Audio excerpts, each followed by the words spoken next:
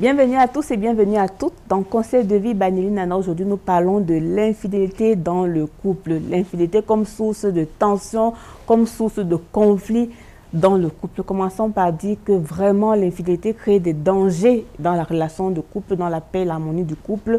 Et de plus en plus, on retrouve même les femmes dans l'infidélité. Parce qu'à l'époque, on se disait les hommes sont trop infidèles. Mais dans le travail que je fais, je puis vous dire que les femmes sont devenues de plus en plus infidèles. Pourquoi ?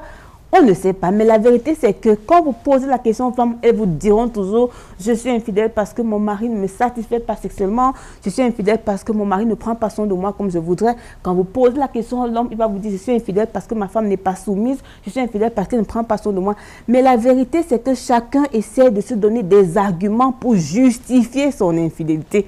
Mais on ne peut pas justifier l'infidélité parce que l'infidélité est un écart de comportement et on ne justifie pas les écarts de comportement. On constate simplement que les couples souffrent de l'infidélité.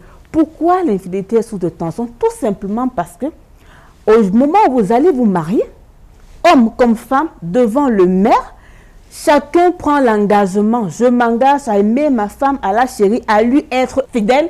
Je m'engage à aimer mon mari, à lui être fidèle. Donc, quand une femme prend l'engagement d'être fidèle à son mari, il croit et espère. Et donc, quand le mari prend aussi l'engagement d'être fidèle à sa femme, elle croit et espère. Et donc, la tension arrive lorsqu'il y a une infidélité, surtout une infidélité découverte soit par l'un, soit par l'autre. Et ça fait en sorte que la personne se dit, mais attends, l'engagement qu'il ou elle avait pris devant le maire n'était pas sérieux, ça veut dire que cette personne m'a trompé et la relation de couple subit vraiment une grosse crise. Une crise telle que s'il n'y a pas un travail de fond qui est fait, le couple peut disparaître.